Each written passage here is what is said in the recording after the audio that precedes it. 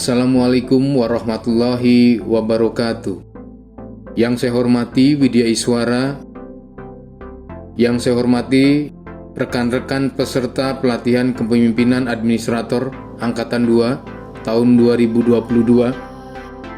Perkenalkan, kami dari kelompok 1A akan menyampaikan atau mempresentasikan hasil diskusi kami terkait dengan materi pembelajaran tentang kepemimpinan transformasional. Kami terdiri dari 4 orang. Yang pertama Bapak Andri Nurdin sebagai Kepala Bidang Pendapatan Asli Daerah Badan Pendapatan Daerah Kota Bandung. Kemudian Ibu Nani Dwiani, Kepala Bidang Politik Dalam Negeri Badan Kesatuan Bangsa dan Politik Kota Bandung.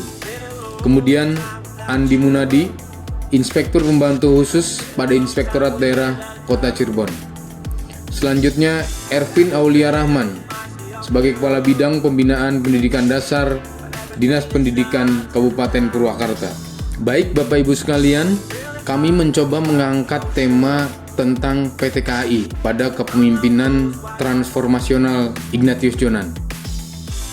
Gaya kepemimpinan yang tidak jarang menjadi perhatian banyak orang adalah gaya kepemimpinan transformasional. Kepemimpinan ini merupakan sebuah gaya kepemimpinan yang secara komprehensif dapat menghasilkan perubahan di setiap kegiatan organisasi.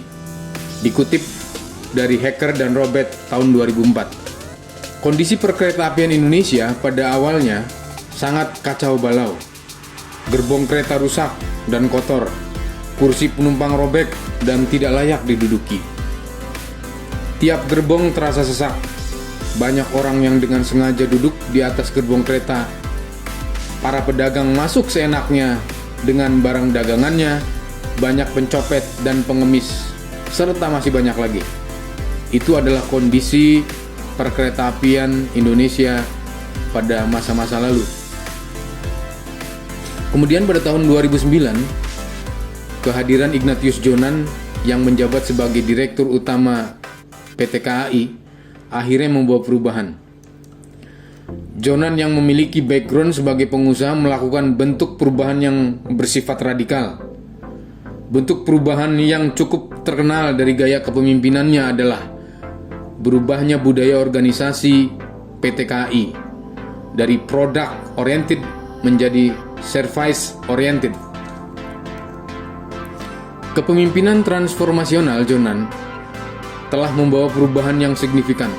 Hal tersebut terlihat dari peningkatan kualitas pelayanan yang dapat dirasakan masyarakat, mulai dari mekanisme pembelian tiket, fasilitas perkeretaapian, dan sistem tata kelola lainnya. Kemudian pada tahun 2009, Jonan sedang menjabat sebagai eksekutif Citibank. Sebelumnya bertemu dengan Sofyan Jalil yang kala itu menjabat sebagai Menteri BUMN. Jalil bercerita kepada Jonan tentang kosongnya kursi kepemimpinan di KAI. Pada kesempatan yang sama, beliau meminta Jonan untuk menduduki kursi tersebut. Tawaran tersebut merupakan hal yang sangat mengejutkan bagi Jonan, mengingat latar belakangnya sangat kontras dengan bisnis transportasi. Bukan hanya kaget, jantung hampir berhenti katanya. Meskipun demikian, Jonan akhirnya diangkat menjadi dirut PT KAI pada Februari 2009. Sejak saat itu, Jonan pun mempunyai kekuasaan terhadap PT KAI, di mana sumber kekuasaannya berasal dari legitimate power yang dia miliki. Sebelum Jonan menjabat tingkat kedisiplinan pegawai, perusahaan sangat rendah, baik para pegawai yang berada di back office maupun pegawai yang berada pada sistem stasiun serta awak kereta api. Kebanyakan dari mereka tidak memiliki oriented untuk melayani para penumpang atau pengguna jasa kereta api. Tidak hanya itu, para pegawai seringkali melakukan berbagai penyimpangan dan penyelewengan. Permasalahan-permasalahan tersebut pun perlahan dibenahi oleh Jonan. Sejak awal beliau menjabat dengan gaya kepemimpinan transformasionalnya serta legitimate power yang ia miliki, Bos KAI ini mulai membuat visi untuk dapat menyusun berbagai strategi perubahan. Pada masa kekuasaannya, pegawai dituntut untuk mengubah mindset kepada hal yang dapat memuaskan pelanggan. Kepemimpinannya yang membawa juga menekankan pada perubahan prinsip vested interest sebagai upaya untuk mencegah berbagai penyelewengan. Kini jutaan orang sudah melihat betapa meningkatnya kinerja pegawai PT KAI.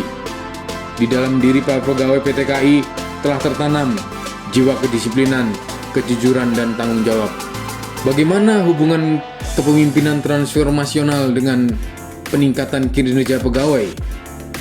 Menurut Bernard Embas, terdapat beberapa komponen dari kepemimpinan transformasional dan komponen-komponen itu tentu memiliki pengaruh terhadap kinerja dan keberhasilan perusahaan.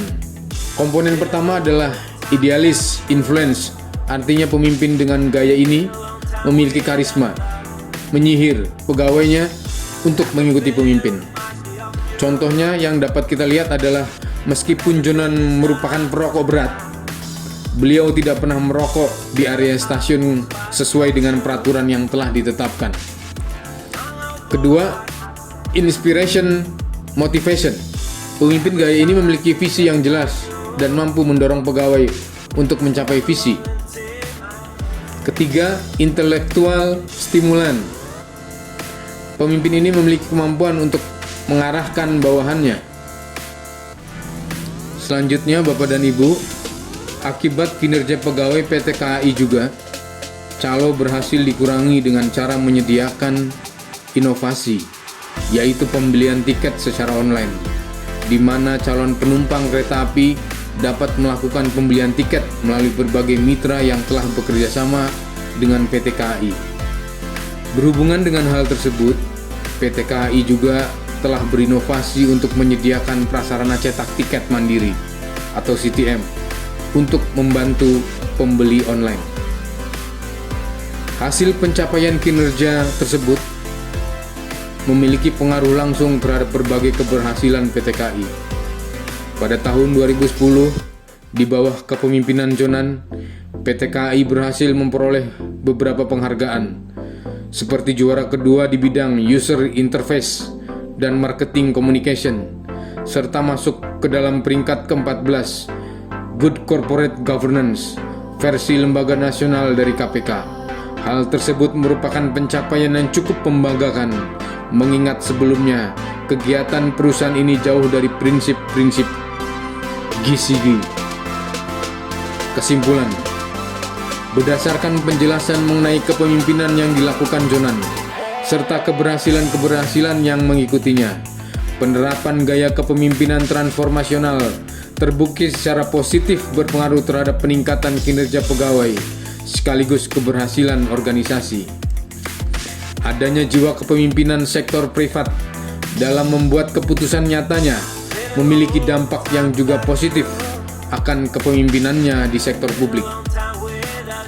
Dengan adanya legitimate power yang diberikan kepada dirinya, Jonan mampu melakukan berbagai perubahan terhadap organisasi PT KAI. Terkhusus pada budayanya, beliau juga mengikuti perkembangan digital, sehingga satu-satunya organisasi kereta di Indonesia dapat mengarah pada penggunaan teknologi digital lebih baik. Kunci kesuksesan yang Jonan bawakan juga tidak lepas dari kolaborasi yang dia lakukan. Demikian Bapak Ibu yang dapat kami sampaikan pada kesempatan hari ini. Kurang lebihnya mohon maaf. Billahi taufik wal hidayah. Wassalamualaikum warahmatullahi wabarakatuh.